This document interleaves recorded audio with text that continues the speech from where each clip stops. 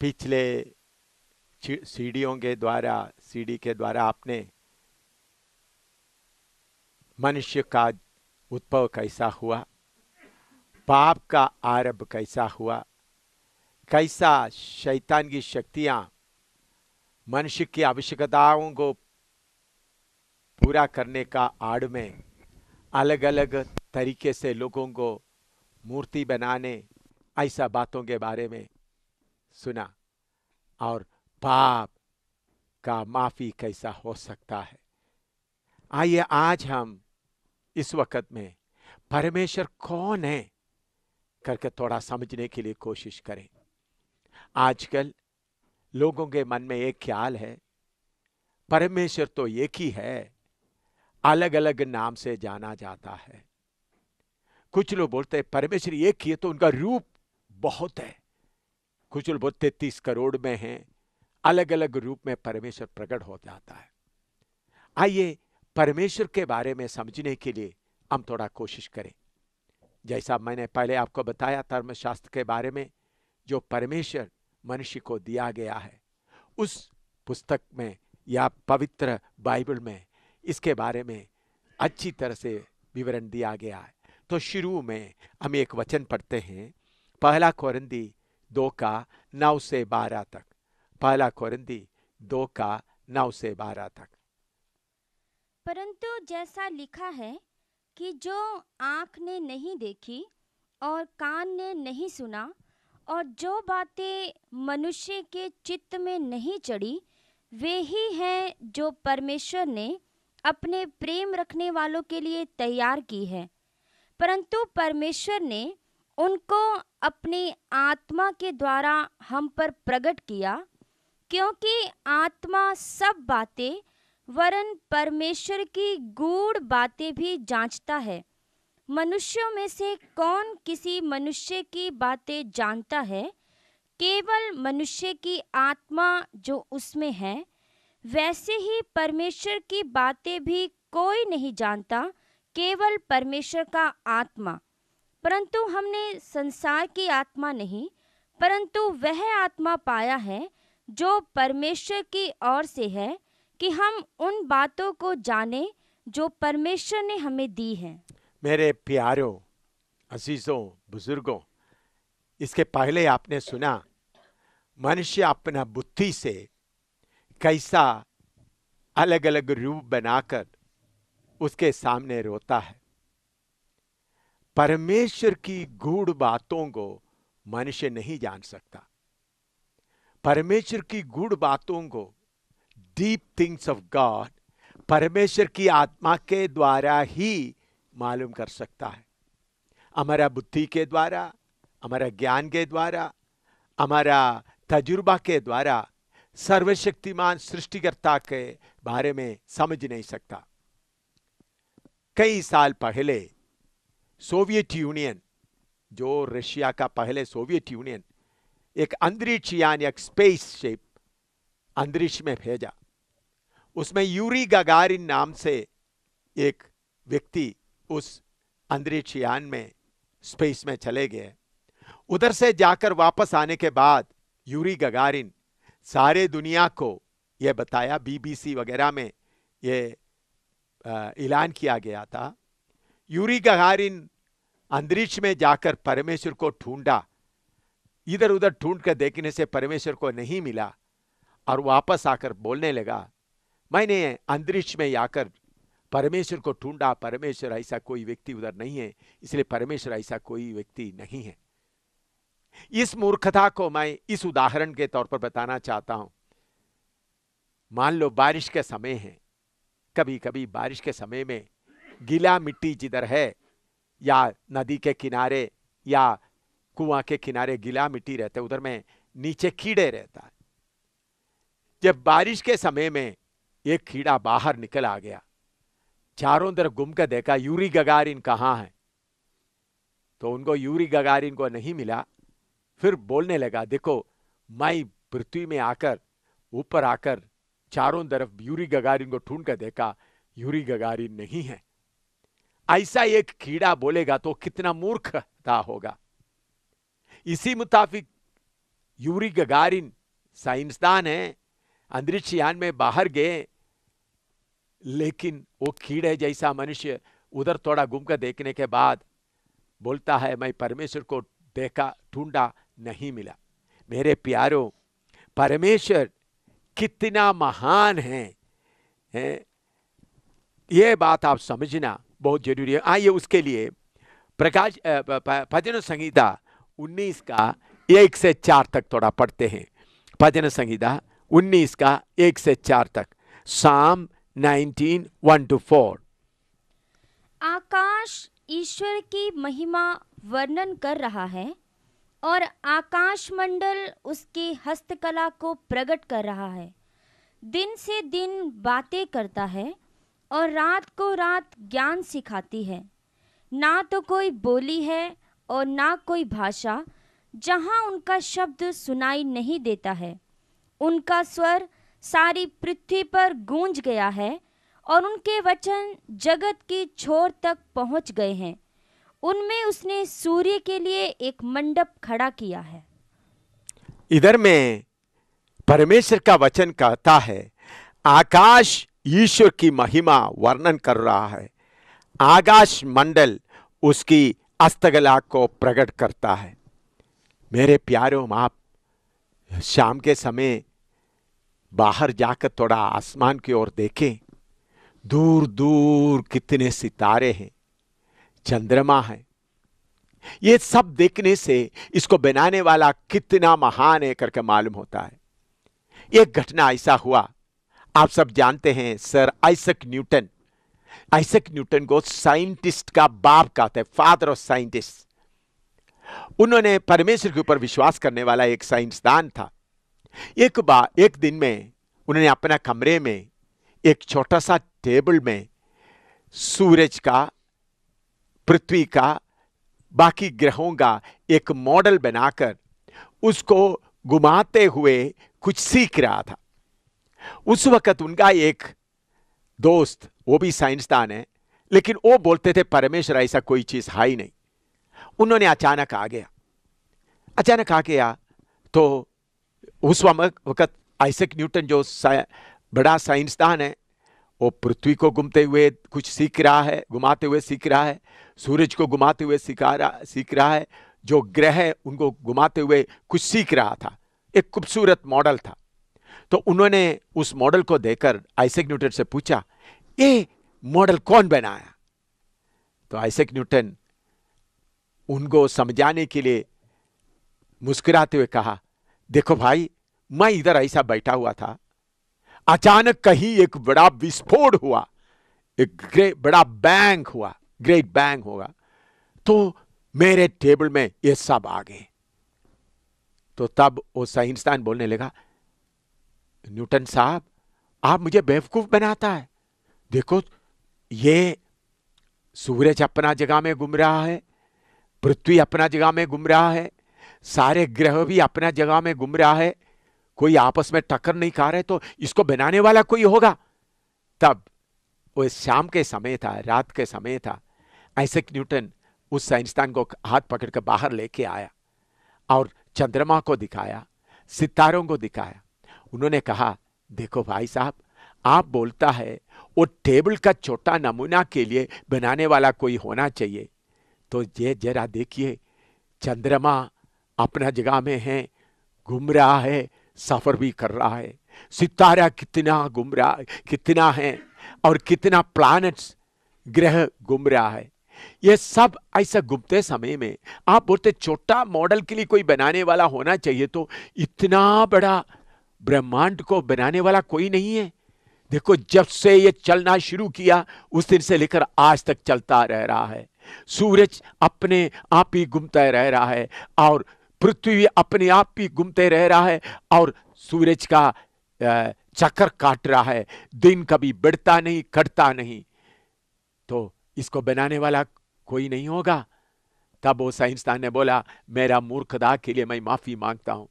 कुछ लोग बोलता है ग्रेट बैंग थियरी, कहीं भी कोई विस्फोट हुआ, विस्फोट के द्वारा पृथ्वी आ गया तो घूमना शुरू कर दिया, उसके बाद सूरज आ गया, वो घूमना शुरू हो गया, और ग्रह आ गया, वो घूमना शुरू हो गया, और कुछ ग्रह घूमते घूमते ठंडा हो गया। मेरे प्यारों, ये कितना मूर्खता है। अगर कहीं विस्फोट होगा तो जो चीज है वो बर्बाद हो जाता है। विस्फोट के द्वारा कहीं भी कोई चीज बनता नहीं, और विस्फोट के द्वारा कोई टुकड़ा दूर चले गया तो उस स्पीड से घूम रहा है तो शुरू में बड़ा तेजी से घूमेगा, और चलते चलते चलते चलते उसका स्पीड कम होगा। आपको मालूम है, जब से पृथ्वी कायम हुआ है उस वक्त से लेकर आज तक पृथ्वी उसी रफ्तार में घूम रहा है, सूरज भी उसी रफ्तार में घूम रहा है। उसका सबूत क्या है? हमारा दिन रात लंबा नहीं होता। पहले 30 घंटा नहीं था, पहले भी 12 घंटा रात था, 12 घंटा दिन था। तो जब से ये शुरू हुआ तब से लेकर आज तक ये की जैसा चल रहा है, मौसम भी ठीक समय पर आ रहा है। इसे हमको क्या मालूम होता है? आसमान का सितारे, आसमान का सूरज, चंद्रमा, ग्रह सर्वशक्तिमान परमेश्वर के बारे में प्रकट करता है। उसके साथ पढ़िएगा आयुब 26 का 7, जोब 26:7, आयुब 26 का 7। वह उत्तर दिशा को निराधार फैलाए रहता है और बिना टेक पृथ्वी को लटकाए रखता है। हाँ, देखिए, बिना टेक पृथ्वी को लटकाए रखता है और उत्तर दिशा को निराधार फैला रहा है। पिछले दिनों में 1-2 साल पहले साइंसदान मालूम किया, ये मिल्की वे या सारे सौर मंडल, सूर्य, चंद्रमा, ग्रह, सितारे सब बहुत तेज से उत्तर की ओर भाग रहा है। करीबन 2-3 साल हो गया, साइंसदान मालूम किया मिल्की वे या सौर मंडल पूरा बहुत तेजी से उत्तर की ओर भाग रहा है। लेकिन हजारों साल पहले परमेश्वर का नबी आयुब, इस परमेश्वर का वचन में लिखा है, वो सर्वशक्तिमान परमेश्वर उत्तर दिशा को निराधार फैला रहा है। धरती और सारे सौर मंडल सारे कितना तेजी से उत्तर की ओर भागता रहे, तब भी उसका अंत नहीं आता। देखो, पृथ्वी अपने आप ही घूम रहा है, सूरज के चारों तरफ भी घूम रहा है, सितारा भी है, ग्रह भी घूम रहा है, इसके ये सारे फैला रहा है। इसे क्या मालूम हो सकता है? ये वचन जो धर्मशास्त्र, पवित्र बाइबल जो कहता है, मनुष्यों के द्वारा दिया नहीं गया, बल्कि मनुष्य ये ग्रह के बारे में मालूम करने के पहले, स्पेस के बारे में मालूम करने के पहले, परमेश्वर की आत्मा के द्वारा परमेश्वर के बारे में बता के रखा है। इसलिए अपने बुद्धि से परमेश्वर के बारे में सोचने वाले, तुम्हारे बुद्धि से तुम परमेश्वर के बारे में समझ नहीं सकेगा। परमेश्वर की आत्मा के द्वारा ही आपको परमेश्वर के बारे में समझ सकता है। अपना बुद्धि से आपको परमेश्वर के बारे में समझ नहीं सकता है। आयुब 26 का 8 पढ़िएगा, आयुब 26 का 8। वह जल को अपनी काली घटाओं में बांध रखता, जल को अपनी खाली घटाओं में बांध रखता, और बादल उसके बोझ से नहीं फटता। हाँ, देखो, जल को अभी देखे, पृथ्वी के ऊपर बादल चलता है, आपने देखा होगा कितना पानी है उसके अंदर। वो हवा में चलकर चलकर चलकर जिस जगह में आना है उधर से कंट्रोल से नीचे गिरता है।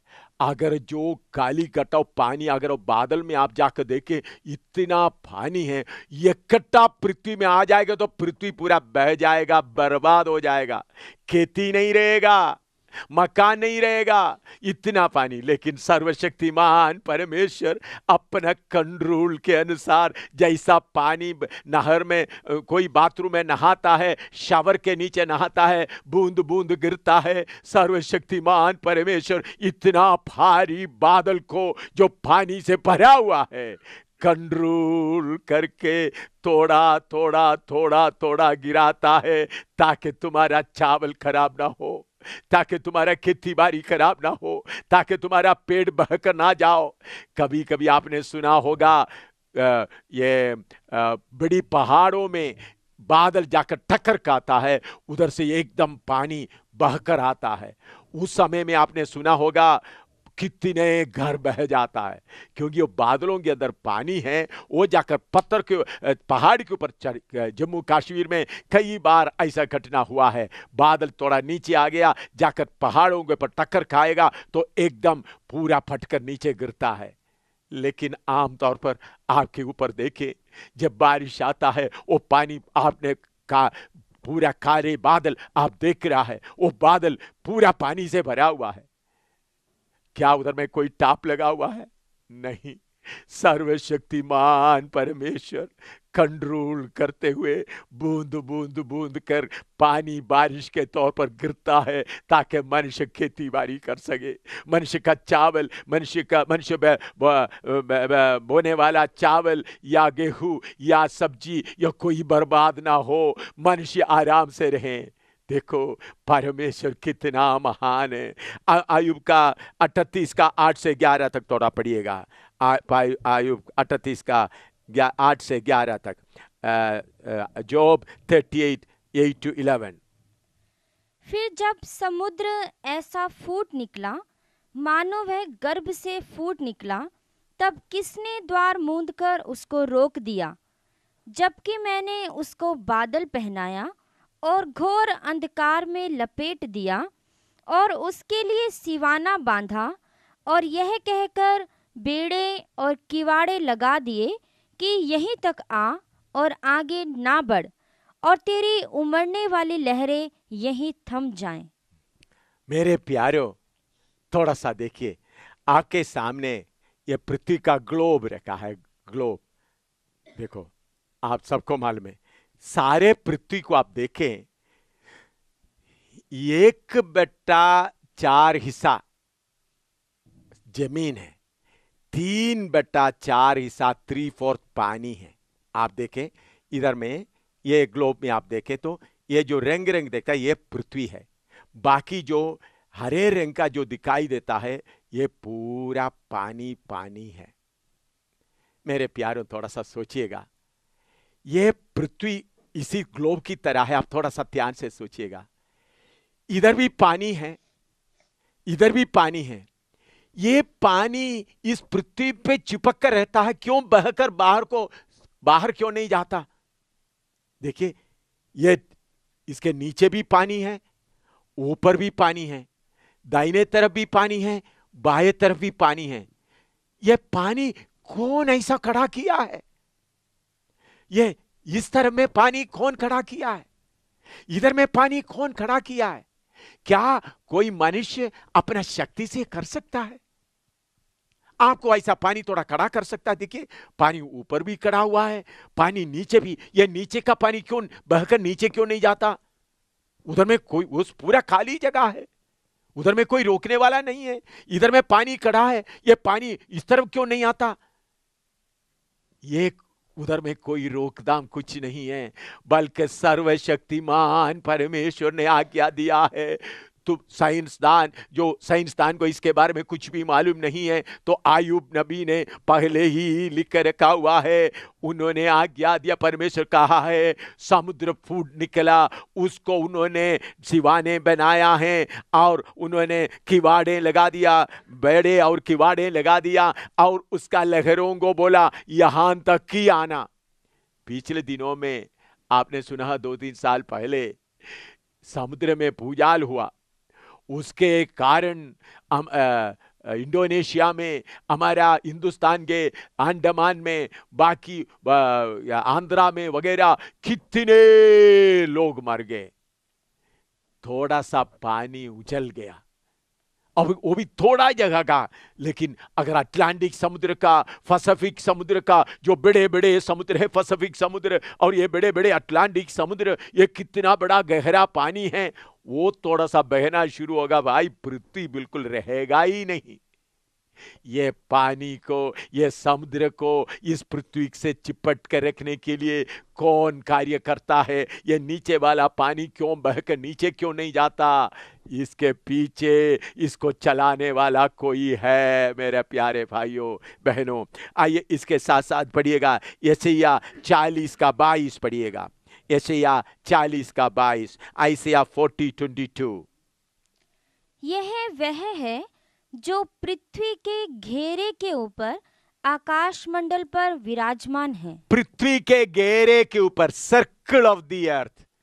हमारे बाप दादा पहले सोचते थे पृथ्वी चपटा है, इसके नीचे कोई हाथी है या शेषनाग, उसका फन के ऊपर पृथ्वी बैठा है। लेकिन अभी हवाई जहाज चारों तरफ पृथ्वी के चारों तरफ घूमता है, ऊपर से नीचे घूमता है, चारों तरफ घूमता है। तो कोई हाथी नहीं है, कोई शेषनाग नहीं है, और पृथ्वी चपटा नहीं, पृथ्वी गोल है करके अभी सबको मालूम है। क्योंकि कैसा है, कोलंबस ने सफर शुरू किया, कोलंबस ने सफर शुरू करते करते करते करते वही जगह पहुंच गया। मेरे प्यारों, पृथ्वी को गोल करके पहले ही नबी लोगों ने लिख कर रखा है। मेरे प्यारों, इस परमेश्वर का धर्मशास्त्र के लिए मैं परमेश्वर का बहुत धन्यवाद देता हूं। ये साइंसदान के लोगों आंखों को भी खोलता है, साइंसदान का बुद्धि को भी खोलता है। ये कोई बुढ़ी माँ का कहानी नहीं, बल्कि सर्वशक्तिमान परमेश्वर के बारे में लिखा हुआ, परमेश्वर का दिया हुआ परमेश्वर का धर्मशास्त्र है। प्रभु का धन्यवाद हो। इधर में लिखा है पृथ्वी गोल के ऊपर, पृथ्वी को गोल सर्कल के ऊपर सर्वशक्तिमान परमेश्वर बनाकर बैठा हुआ है। इसके साथ साथ ओबद्याह 1:4 भी पढ़िएगा। ओबद्याह 1:4।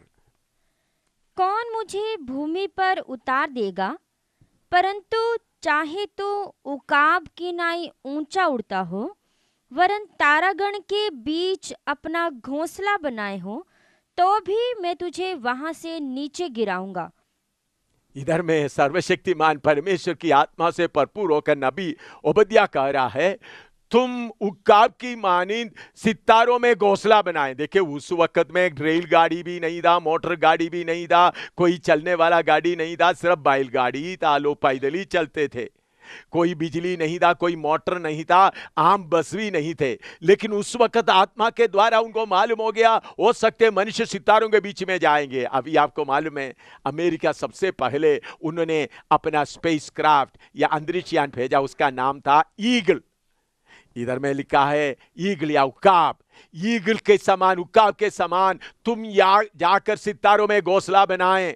अभी आप सबको मालूम है, हमारा आसमान में, पृथ्वी के स्पेस में एक बड़ा स्टेशन बनाया हुआ है। आप सबको मालूम है, हिंदुस्तान में अभी सुनीता विलियम जी आए हैं, अमेरिका से। वो हिंदुस्तान का है, हिंदुस्तान का बाशिंदा है। मैं उनके लिए मैं प्रभु का बहुत धन्यवाद देता हूं। उन्होंने जाकर कितना दिन उधर में रहकर आया है। वो जगह जो आसमान के ऊपर जो बना रहा है, मनुष्य अभी होटल बना रहा है उधर में, ताकि इधर में उधर जाकर, काफी टूरिस्ट लोग उधर गया है, होटल बना रहा है ताकि मनुष्य जाकर उधर रहें। देखिए, हजारों साल पहले जब ये किसी चीज के बारे में लोगों को मालूम नहीं था, तो परमेश्वर की आत्मा के द्वारा नबी ने लिखा है, तुम उकाब के मानिंद जाकर सितारों में तुम्हारा घोंसला बना कर रखेगा, तो उधर से मैं तुमको उतार डालूंगा। मनुष्य को रहने के लिए सितारों में जगह नहीं, ये पृथ्वी है, इधर से उधर जाना है तो घोंसला उधर जाकर बनाना है। इसलिए आजकल उधर जाकर कार्य चल रहा है। जब मैं ये बात बता रहा है, आप ये बात सुन रहा है, हमारे सिर के ऊपर आसमान में उस स्टेज का काम चलते रह रहा है, आप अखबारों में उस बात के बारे में सुन रहा है। तो इतना बड़ा परमेश्वर के बारे में समझने के लिए मेरे प्यारों, आपको पवित्र आत्मा का जरूरत है। और उसके साथ मैं एक बात आपको बताना चाहता हूं, पहला तिमोथी 3:15 और 16। पहला तिमोथी 3:15 और 16 कि यदि मेरे आने में देर हो, तो तू जान ले कि परमेश्वर का घर, जो जीवते परमेश्वर की कलीसिया है और जो सत्य का खंभा और नेव है, उसमें कैसा बर्ताव करना चाहिए। और इसमें संदेह नहीं कि भक्ति का भेद गंभीर है, अर्थात वह जो शरीर में प्रकट हुआ, आत्मा में धर्मी ठहरा, स्वर्गदूतों को दिखाई दिया, अन्य जातियों में उसका प्रचार हुआ, जगत में उस पर विश्वास किया गया और महिमा में ऊपर उठाया गया। मेरे प्यारों, इधर में परमेश्वर के वचन में लिखा है, भक्ति का भेद गंभीर है। मिस्ट्री ऑफ गॉडलीनेस, वो क्या है? परमेश्वर शरीर में प्रकट हुआ। God manifested in flash. परमेश्वर शरीर में प्रकट हुआ। यह बात परमेश्वर एक भेद, एक गुप्त करके क्यों रखा है? मैंने पहले आपको बताया, मनुष्य को परमेश्वर जब परमेश्वर बनाया, उनको आत्मा दिया, प्राण दिया, शरीर दिया। उनके प्राण में उनको निर्णय लेने का शक्ति, विल दिया और बुद्धि दिया। क्यों? मनुष्य अपने आप फैसला करे। तो परमेश्वर अपना पृथ्वी में प्रकट हुआ, सबके सामने जोर से प्रकट हुआ, तो सब लोग जबरदस्ती से उसको मानना पड़ेगा, क्योंकि वो प्रकट हुआ है। उनको आजाद मर्जी से, उनका फ्री विल से उनको सोच समझने का मौका उनको नहीं मिलता। इसलिए परमेश्वर क्या किया? भक्ति का भेद को, या परमेश्वर जो मनुष्य के रूप में प्रकट हुआ, उस बात को गुप्त करके रखा। जो कोई उसको चाहता है, जिसके लिए उसको भूख है, उसको खोज कर निकाले, नहीं तो नहीं मिले। मैंने पहले ही आपको बताया, मनुष्य हर जगह में माथा टेक रहा है, माथा टेक कर अपना शरीर की जरूरतों को पूरा करता है। मैंने पहले आपको बताया, मनुष्य को शरीर सिर्फ नहीं, आत्मा और प्राण है। माथा टेकते हुए सब कुछ कमाता है, लेकिन थोड़ी देर के बाद, 80 साल के बाद, 100 साल के बाद, या 120 साल के बाद शरीर छोड़कर जाना पड़ेगा। उसके साथ सब खत्म हो जाएगा। आत्मा प्राण परमेश्वर के सामने कैसा खड़ा होगा, इसके बारे में मैंने पहले आपको बताया है। तो परमेश्वर भक्ति का भेद, भक्ति का बात परमेश्वर जो मनुष्य के रूप में प्रकट हुआ, एक भेद के तौर पर रखा है, जो आत्मा के द्वारा, परमेश्वर की आत्मा के द्वारा समझना चाहता है, उनको ये भेद खोलकर मिल जाता है। ये भेद क्या है? उत्पत्ति 3:15 पढ़िएगा। परमेश्वर शरीर के में आने का भेद कब से खोल उन्होंने इशारे में रखा हुआ है? उत्पत्ति 3:15, उत्पत्ति 3:15, जेनेसिस 3:15। और मैं तेरे और इस स्त्री के बीच में और तेरे वंश और इसके वंश के बीच में बैर उत्पन्न करूंगा, वह तेरे सिर को कुचल डालेगा और तू उसकी एड़ी को डसेगा। इधर में लिखा है, मनुष्य जब पाप किया, परमेश्वर ने बोला स्त्री का वंश आकर शैतान का सिर को कुचलेगा। आपने कभी सुना है स्त्री का वंश? इसके साथ यशायाह 53:1-2 पढ़िएगा। यशायाह 53:1-2, आइसिया 53:1-2। जो समाचार हमें दिया गया उसका किसने विश्वास किया, और यहोवा का भुजबल किस पर प्रकट हुआ? क्योंकि वह उसके सामने अंकुर की नाई और ऐसी जड़ के समान उगा जो निर्जल भूमि में फूट निकले।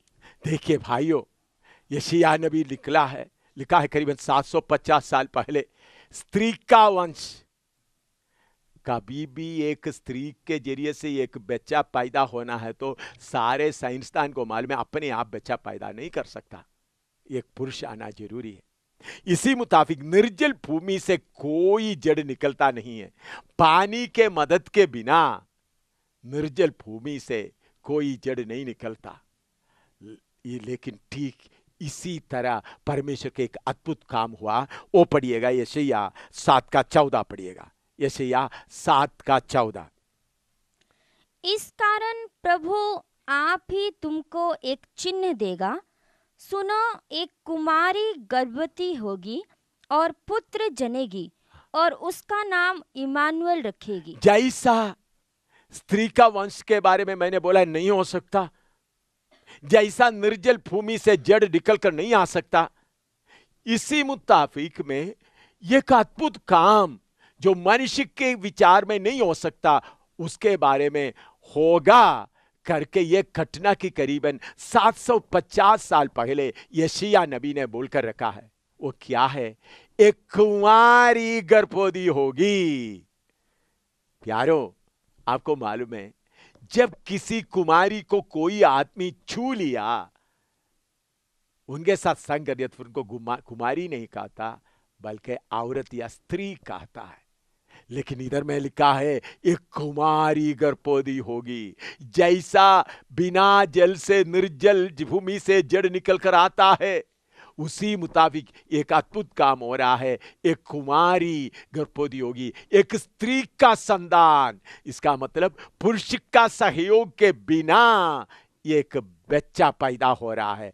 उस घटना के बारे में लूका सुसमाचार पहला अध्याय उसका 26 से लेकर 35 तक थोड़ा आप ध्यान से सुनिएगा। लूका पहला अध्याय उसका 26 से लेकर 35 तक। Luke chapter 1 verse 26 to 35।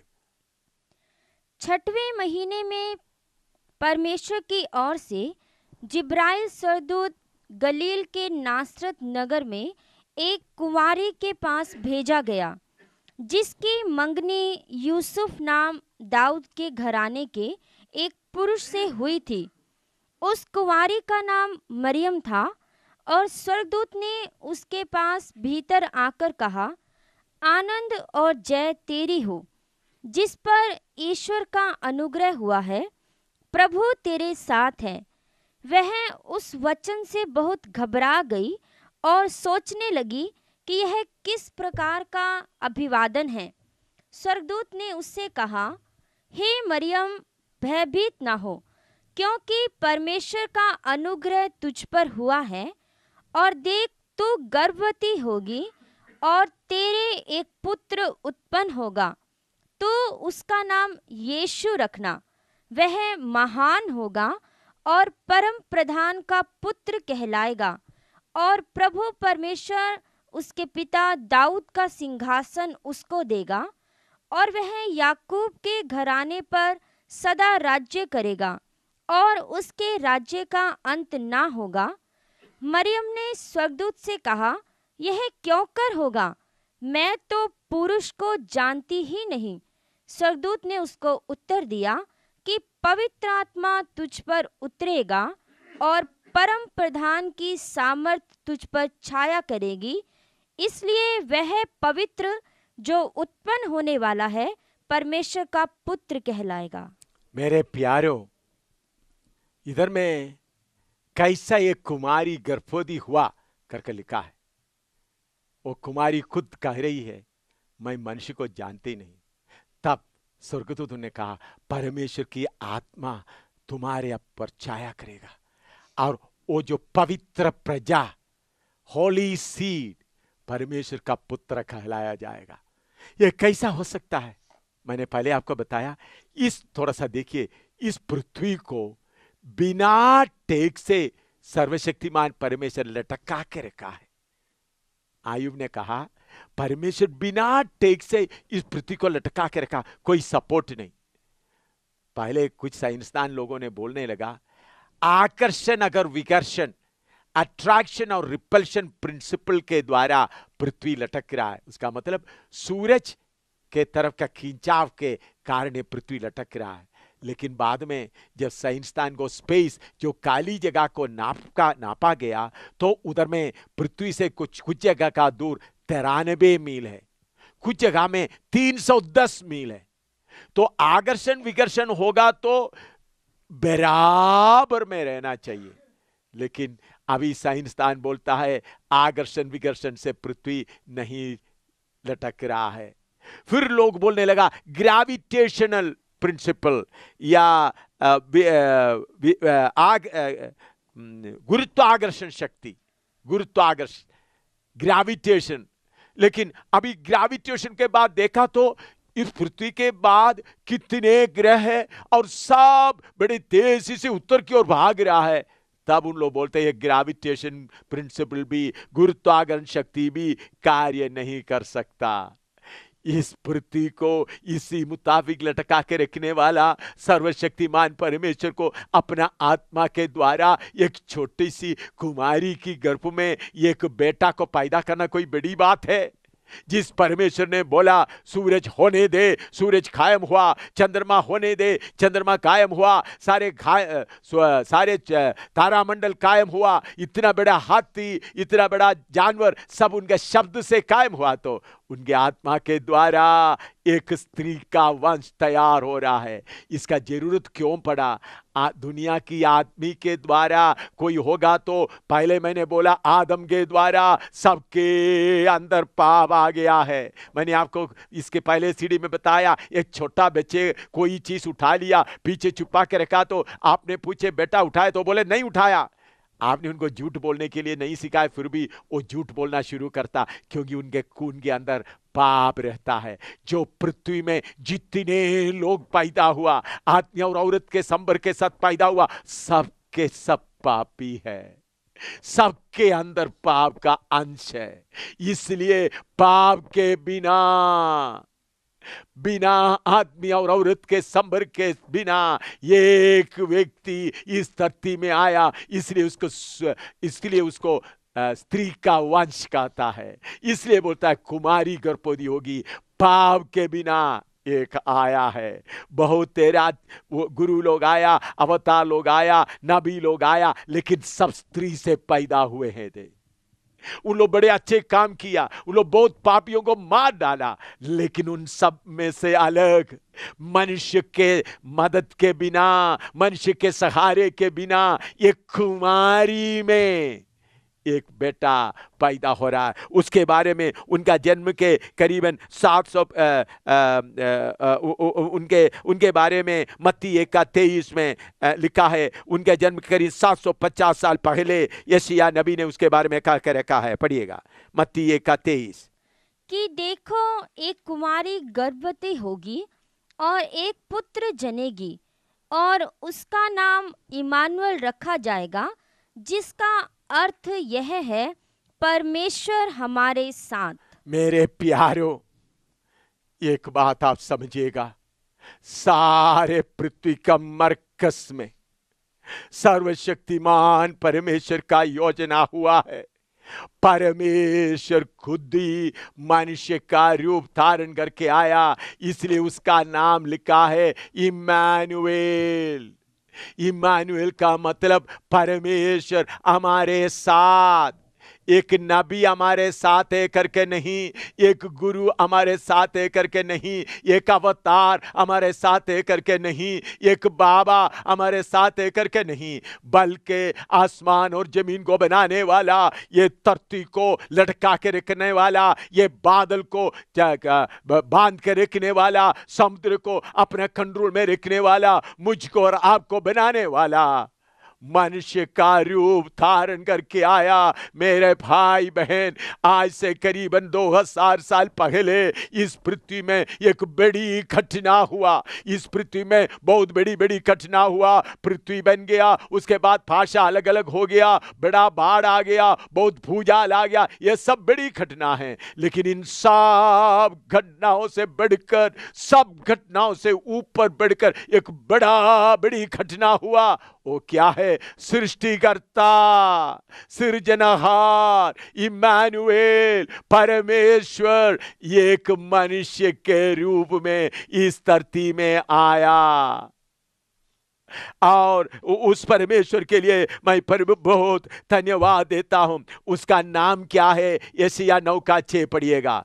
यशायाह 9:6 क्योंकि हमारे लिए एक बालक उत्पन्न हुआ, हमें एक पुत्र दिया गया है और प्रभुता उसके कांधे पर होगी, और उसका नाम अद्भुत युक्ति करने वाला, पराक्रमी परमेश्वर, अनंत काल का पिता और शांति का राजकुमार रखा जाएगा। मेरे प्यारों, जो एक करीबन 2000 साल पहले पृथ्वी के मरकज में जन्म हुआ, उस इम्मानुएल का बारे में बताया है।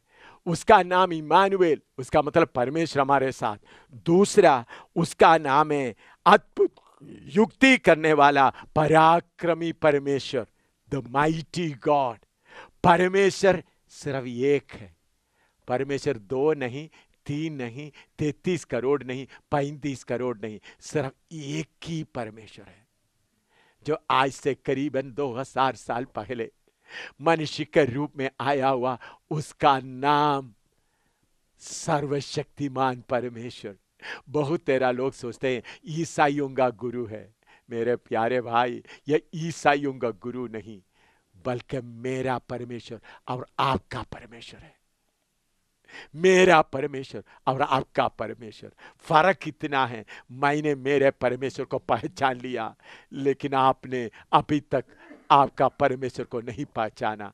इसके पहले मैंने आपको बताया, बैल अपना मालिक को पहचानता है, लेकिन मनुष्य अपना स्वामी को नहीं पहचानता। गधा अपने स्वामी को पहचानता है, अपने स्वामी का चरनी को पहचानता है। मेरे प्यारे भाई बहन, क्या आपका सृजनहार को आपने पहचाना है? आपका परमेश्वर को आपने पहचाना है? आपने बहुत तेरा रूप को अपना परमेश्वर करके बोल बना के रखा है। उसके सामने माथा टेकता है, उसके सामने धूप जलाता है, उसके सामने आप गिड़गिड़ा कर रोता है, उसके सामने आपने खेला रखता है। चूहा आकर वो खेला खा लेता तो भी आप चूहा को भगाना पड़ता है। जिसके सामने आप माथा टेकते हैं वो कुछ भी कर नहीं सकता। अगर आप बत्ती नहीं जला तो अंधेरा में बैठता है। लेकिन आज मैं आपसे विनती करता हूं, मेरे बुजुर्गों, मेरे नौजवानों, भाइयों, तुम्हारा परमेश्वर को पहचानो। तुम्हारे शरीर की इच्छा पूरा करने के लिए तो आपने हर जगह में माथा टेककर शैतान के साथ संबंध रखते हुए धन दौलत इकट्ठा किया, लेकिन ये धन दौलत तुमसे छीन लिया जाएगा। तुम्हारा तंदुरुस्ती तुम्हारे से छीन लिया जाएगा, तुम्हारा पत्नी को तुमसे छीन लिया जाएगा, तुम्हारा बच्चे को तुमसे छीन लिया जाएगा, तुम्हारा माँ बाप को तुमसे छीन लिया जाएगा। छीनने वाला मौत तुम्हारे दरवाजे पर है। वो मौत आकर तुमसे छीन लेगा तो तू क्या करेगा? तुम सब कुछ छोड़ना पड़ेगा। तो इसलिए तुम्हारा आत्मा और प्राण का और तुम्हारा शरीर का परमेश्वर को पहचानो। तुम्हारा परमेश्वर को पहचानो। बुजुर्गों, तुम्हारा बनाने वाले को पहचानो, सर्वशक्तिमान परमेश्वर को पहचानो, नहीं तो बहुत घाटा पड़ेगा। छाती पीट पीट पीट कर रोते रोते आग के झील में जाएगा। मैंने पहले आपको बताया, हालांकि जन्म लेकर आप आएगा ही नहीं, वो सब झूठ है। एक ही बार मनुष्य के रूप में आया करके मैंने बताया।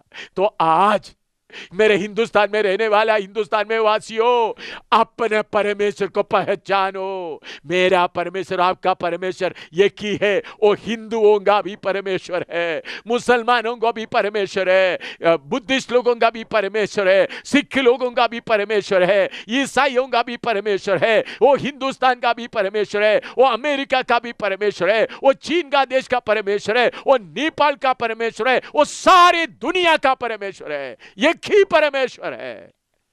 उस परमेश्वर की आवाज आपके कान तक पहुंच रहा है। मेरा भाई, इस परमेश्वर को आप नहीं पहचाना है तो तुमको बहुत बुरी दशा होगा और तुम युगान युग तक आग में हाय हाय हाय हाय पुकार कर रोते रहोगे। कोई तुमको बचा नहीं सकेगा। इसलिए आज ही जब यह बात सुनते ही तुम्हारा परमेश्वर को पहचानो, और उसका नाम है युक्ति, अद्भुत युक्ति करने वाला पराक्रमी परमेश्वर। दूसरा उसका नाम है अनंतकाल का पिता। एक ही पिता है। पिता करके बोलने के लिए सिर्फ एक ही है। बाकी मनुष्य का पिता है सिर्फ शरीर का पिता है। मनुष्य का आत्मा का, प्राण का, शरीर का, तीनों मिलकर एक ही पिता है। वो है सर्वशक्तिमान परमेश्वर। मेरा पिता, आपका पिता एक ही है। फर्क इतना है, आपने आपका पिता को नहीं पहचाना। आपने बहुत लोगों को, बहुत शक्तियों को बाप करके मानते मानते, ये भी बाप है, वो भी बाप है, पेड़ भी बाप है, पहाड़ भी बाप है, मनुष्य भी बाप है, अब सबको बाप बना के रखा है। लेकिन ये सब बाप नहीं, सिर्फ एक ही बाप है। मैं उस बाप को जब पहचाना, बाकी सब नकली बाप को छोड़ दिया। मैं बाकी जगह में क्यों माथा नहीं टेक रहा हूं, मैं बाकी जगह में क्यों किसी को बाप नहीं बुला रहा हूं? क्योंकि मुझे असली बाप मिल गया, असली परमेश्वर मिल गया। मेरे प्यारो, तुम्हारा बाप को पहचानो। मेरे हिंदू भाइयों, तुम्हारा बाप वो है जो आज से 2000 साल पहले इस धरती में आया। वो हिंदुस्तान का भी बाप है, नेपाल का भी बाप है, अमेरिका का भी बाप है, रशिया का भी, चीन का भी, सारे देश का बाप है। भाई, क्या आप अपने बाप को नहीं पहचानोगे? नकली बाप के पीछे कितना देर चलते रहोगे? नकली बाप आपको दुनिया की धन दौलत देगा, लेकिन मौत आकर छीन के ले जाएगा। असली बाप के पास आएगा तो जो शांति, तो आनंद तुमको मिलना है, हमेशा का मिलेगा। और उनका तीसरा नाम है शांति का राजकुमार, प्रिंस ऑफ पीस। शांति का राजकुमार। मैं प्रभु का धन्यवाद देता हूं इस शांति का राजकुमार के लिए। जब उन्होंने मेरे जीवन में आया, शांति मिला। आपका जीवन में शांति क्यों नहीं? पैसा है, धन दौलत है, घर में शांति क्यों नहीं? आपका बरादरी में शांति क्यों नहीं? आपका गांव में क्यों शांति नहीं? हिंदुस्तान में क्यों शांति नहीं? शांति का राजकुमार को गली गली में प्रचार होने दो, हिंदुस्तान में शांति आएगा। जितना देर तक हिंदुस्तान में शांति का राजकुमार को बाहर रखेगा, तकलीफ बढ़ता जाएगा। हिंदुस्तान के लोगों, शांति का राजकुमार को अपने जगा दे। जब शांति का राजकुमार मेरा दिल में आया, मेरे दिल में उठने वाला सारा तकलीफ, सारा लहरें, सारे तूफान शांत हो गया है। देखिए, ये शांति का राजकुमार, ये सर्वशक्तिमान परमेश्वर, आनंदगाल का पिता कितना अपने आप को छोटा करके आया। थोड़ा देखिए, कितना अपने आप को नम्र करके देखिए, और कितने लोगों के लिए आई है। लूका 2 का 10 से 12 तक पढ़िएगा। लूका 2 का 10 से 12। Luke chapter 2 verse 10 to 12। तब स्वर्गदूत ने उनसे कहा, मत डरो, क्योंकि देखो मैं तुम्हें बड़े आनंद का सुसमाचार सुनाता हूँ, जो सब लोगों के लिए होगा, कि आज दाऊद के नगर में तुम्हारे लिए एक उद्धारकर्ता जन्मा है, और यही मसीह प्रभु है। मेरे प्यारो, इधर में लिखा है एक गुड न्यूज फॉर ऑल, आनंद का सुसमाचार सब लोगों के लिए, ईसाई धर्म के लिए नहीं। मैं पहले आपको बताया, इसके पहले आपने देखा हुआ सीडी में, मैं ईसाई नहीं हूं, मैं क्रिश्चियन रिलीजन का नहीं हूं। ईसाई धर्म को भी मैं आदर देता हूं, बाकी हर धर्म को मैं आदर देता हूं, लेकिन जो व्यक्ति आज से करीबन 2000 साल पहले आया, वो सारे लोगों के लिए आया। वो खुशखबरी क्या है? एक उद्धारकर्ता जन्मा है। मैंने आपको बोला, जब पहला मनुष्य पाप किया, उनके अंदर शारीरिकता, फ्लैश आ गया, उसके द्वारा सब पापी बन गया। सब मनुष्य पाप के जाल में फंसा हुआ है।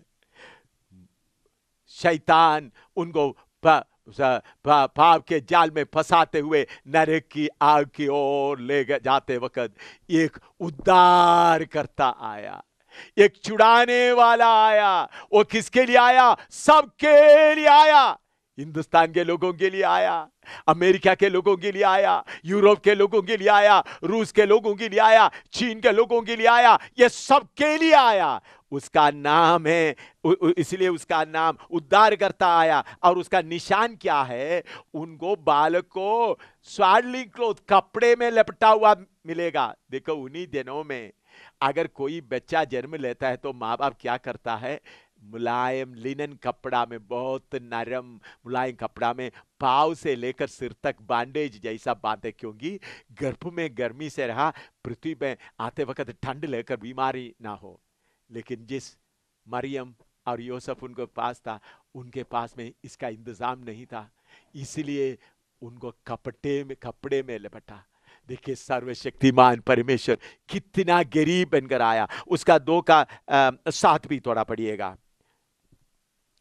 और वह अपना पहलौठा पुत्र जनी और उसे कपड़े में लपेटकर चरनी में रखा। मेरे प्यारो, चरनी में रखा, क्योंकि उनके लिए सराय में जगह ना थी। मेरे प्यारो, इतना बड़ा सर्वशक्तिमान परमेश्वर आपके लिए मेरे लिए कितना गरीब बनकर आया, थोड़ा याद रखे। उन्होंने जन्म लेने के समय में उनके लिए कोई इंतजाम नहीं किया गया। ये एक अचानक प्रोग्राम है। जब मनुष्य पाप किया, आदि में ही बोला स्त्री का संतान आएगा। 750 साल पहले यशायाह नबी के द्वारा बोला स्त्री का संतान आएगा। ठीक करीबन 1 साल पहले स्वर्गदूत आकर बोला स्त्री का संतान आने वाला है, लेकिन उनके लिए कोई जगह नहीं। मैं देख रहा हूं यूसुफ और मरियम बैतलहम में शहर में घूम रहा है। अब उनके लिए, क्योंकि उन लोग सब अपना नाम लिखवाने के लिए उधर में आए थे, राजा ने ऑर्डर कर दिया, इसलिए आजकल नाम लिखवाने के लिए, सेंसस लेने के लिए घर में लोग आता है, लेकिन उधर उस दिनों में ऐसा नहीं था, सबको शहर में आना पड़ रहा था। जो रिश्तेदार शहर में हैं उन लोग अपने घर में गया, लेकिन यूसुफ और मरियम गरीब है। यूसुफ बढ़ई का काम कर रहा है, उनके पास इतना कुछ इंतजाम नहीं। सराय में आया, अपना गर्भवती औरत को लेकर, स्त्री को, मरियम को लेकर गया, थोड़ा सा जगह दे ताकि बच्चा जन्म लेने के लिए, लेकिन उन्होंने उधर में जगह नहीं दिया। आमतौर पर कोई आदमी सराय में जगह दे देता है, लेकिन उनके लिए सराय में भी जगह नहीं मिला। फिर चलते चलते जा रहा है, सर्वशक्तिमान परमेश्वर अपने आप को नम्र करते हुए सड़क में पैदा हुआ, रास्ते में पैदा हुआ। जैसा गाय या जानवर अपने बच्चे को पैदा करता है, तो आसमान और जमीन का मालिक अपने आप को छोटा करके सड़क में पैदा हुआ। मैंने गरीबों के बीच में सेवा करता हूँ, झुग्गी झोंपड़ी में रहने वालों के बीच में सेवा करता हूँ। मैंने देखा है उधर में जो झुग्गियों में अपने झुग्गी कागज से या पुराना बोरी बिस्तरा से उन्होंने अपना झुग्गी बनाता है। अगर जब उनका पत्नी बच्चा देने का समय होते वक्त कोई कागज या तरपाल से कोई पर्दा बनाता है, वो पर्दे में बच्चा जन्म लेता है।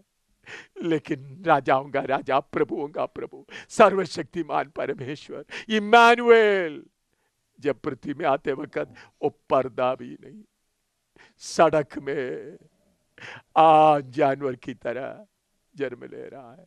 तब उन्होंने दाहिने बाएं देखा, एक चरनी मिला, उस चरनी में उनको लटाया गया। आप लोग शायद देखते होंगे ईसाई धर्म के लोग क्रिसमस के समय में बड़ा सजा हुआ चरनी बनाते। हमारा सर्वशक्तिमान परमेश्वर चरनी में जन्म ऐसा सजाया हुआ चरनी में जन्म नहीं लिया, उन्होंने रास्ते में जन्म लिया, उनको चरनी में लटाया गया। देखिए परमेश्वर कितना आपके लिए अपने आप को नम्र करके आया। ये कौन है? ये चरनी में जन्म लिया, ये कौन है? यूहन्ना 1 का 1 पढ़िएगा। आदि में वचन था और वचन परमेश्वर के साथ था और वचन परमेश्वर था। आदि में वचन था, वो वचन परमेश्वर के साथ था, वो वचन परमेश्वर था। उसका 14 पढ़िएगा। और वचन देहधारी हुआ और अनुग्रह और सच्चाई से परिपूर्ण होकर हमारे बीच में डेरा किया। हाँ देखिए, वचन देहधारी हुआ।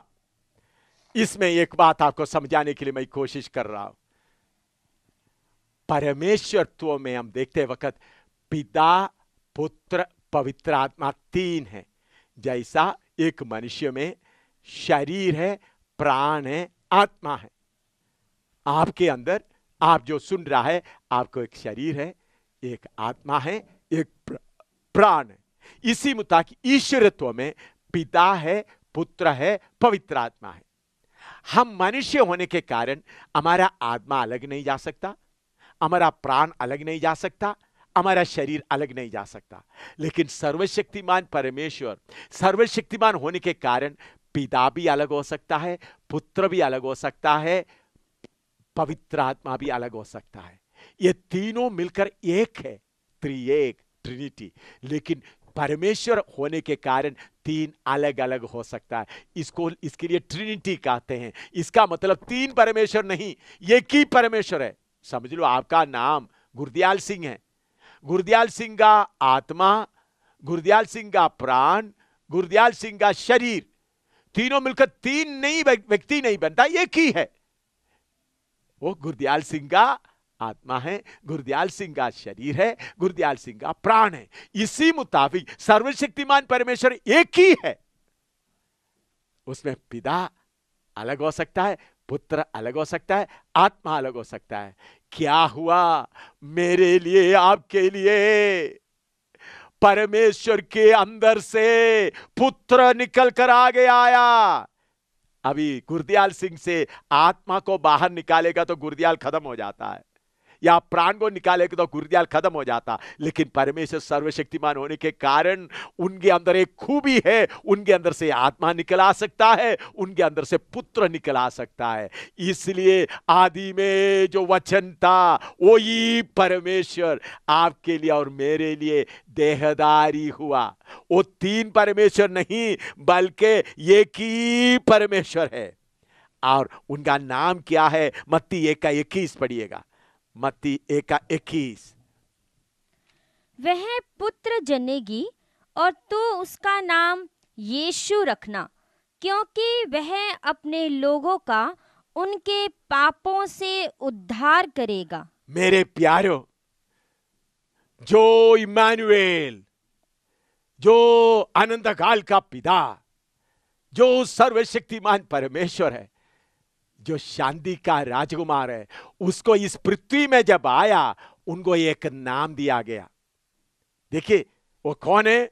अनंतकाल का पिता है, सर्वशक्तिमान परमेश्वर है, शांति का राजकुमार है, इम्मानुएल है, परमेश्वर हमारे साथ। उसका मतलब उसने मनुष्य का रूप धारण करके आए थे वक्त उनको एक नाम दिया गया है, यीशु। यीशु का मतलब है पापों से छुड़ाने वाला, जीसस। यीशु मसीह, मसीह का मतलब उस काम के लिए अभिषेक करके भेजा हुआ, जीसस क्राइस्ट। यीशु मसीह का मतलब पापों से छुड़ाने के लिए नियुक्त करके अभिषेक करके भेजा हुआ। तो सर्वशक्तिमान परमेश्वर पिता, पुत्र, पवित्र आत्मा में पुत्र जब बाहर निकल आया, आपके और मेरे पापों का बोझ उठाकर हमको पापों से छुड़ाने का काम में जब लग गया, उसका नाम यीशु मसीह रखा है। यीशु मसीह का मतलब ईसाइयों का गुरु नहीं। हर धर्म के लिए गुरु और नबी वगैरह होता है, हम उनको आदर देता है, लेकिन यीशु मसीह का मतलब तुम्हारा पाप को तुमसे छुड़ाने वाला। तुम पापी है, सारे मनुष्य पापी है, तुम्हारे पापों को तुमसे छुड़ाने के लिए सिर्फ एक ही आया है, इसलिए उसका नाम यीशु मसीह रखा है।